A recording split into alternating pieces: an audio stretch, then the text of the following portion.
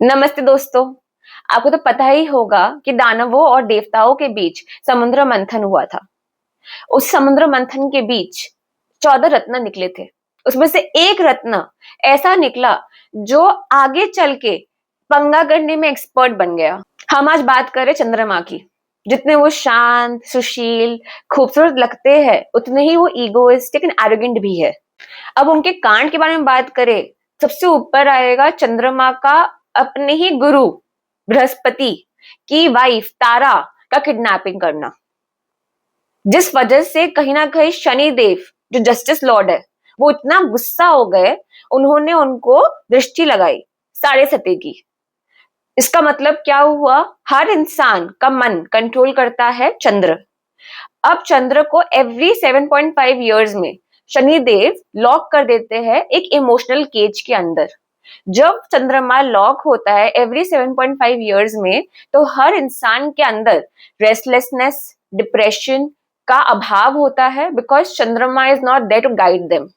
अब उनकी दूसरी बड़ी कांड के बारे में बात करें, तब होगा उनका चुगली करना। क्या हुआ था? एक बार की बात है कि समुद्र मंथन में अमृत निकला। अब देवताओं और दानवों दोनों को अमृत पीना था।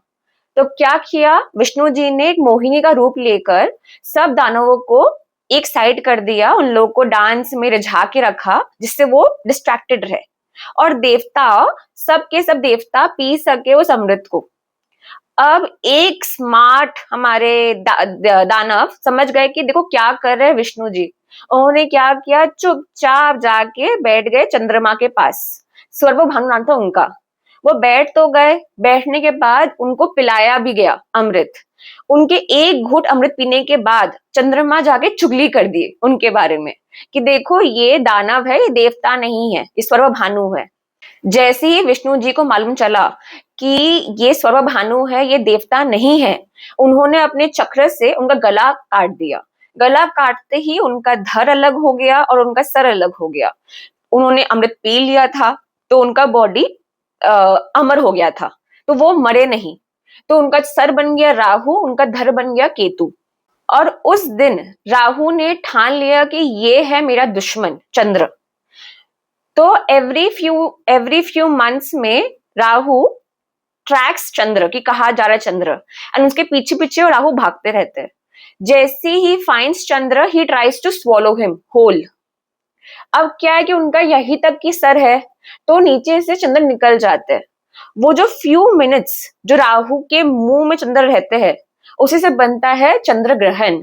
चलिए अब इस सब ड्रामा को छोड़ते हैं और आगे हम बात करते हैं कुछ इंटरेस्टिंग फैक्ट्स के बारे में, चंद्र के बारे में। चंद्रमा के बारे में हमारे पुराणों में बहुत कुछ लिखा हुआ है। जैसे ये लिखा हुआ है कि चंद्रमा हमारे पानी को कंट्रोल करता है, चंद्रमा हमारे इमोशंस को कंट्रोल करता है, और आज साइंस भी वो बैक करता है कि हाँ, हमारे चंद्रमा के वजह से हाई टाइड्स आते हैं, लो टाइड्स आते हैं, ग्रेविटेशनल फोर्स की वजह से चंद्रमा का हमारे वाटर पे। प्लस जब भी फुल मून होता है, हमारे वाटर का जो लेवल रहता है, हमारे ब्रेन का जो लेवल रहता है, वाटर लेवल, वो फ्लक्चुएट होता है बिकॉज ऑफ फुल मून, उसका ग्रेविटेशनल फोर्स के वजह से। तो कहीं ना कहीं उस चक्कर में आपके इमोशनल एक्सेस होना, आउटबर्स्ट होना, वैसा कुछ होना पॉसिबल है। तो दोस्तों, समुद्र मंथन से निकला ये रत्न भले ही पंगा और कांड करने में एक्सपर्ट हो, लेकिन उनकी रोशनी के बिना हमारे पृथ्वी चल नहीं सकता। कभी भी आप आसमान में चंद्र को देखे तो हमेशा प्रणाम कीजिएगा, बिकॉज चंद्रमा ताज है महादेव की। अगर महादेव का आपको आशीर्वाद चाहिए तो चंद्र को प्रणाम करना बहुत जरूरी है। दोस्तों, मुझे कमेंट में बताइएगा कौन सा पार्ट आपको अच्छा लगा स्टोरी का। प्लस आप लाइक करें, शेयर करें। ऐसे ही डिवाइन स्टोरीज के लिए सब्सक्राइब करना मत भूलिएगा। हर हर महादेव। ओम चंद्रया नमः।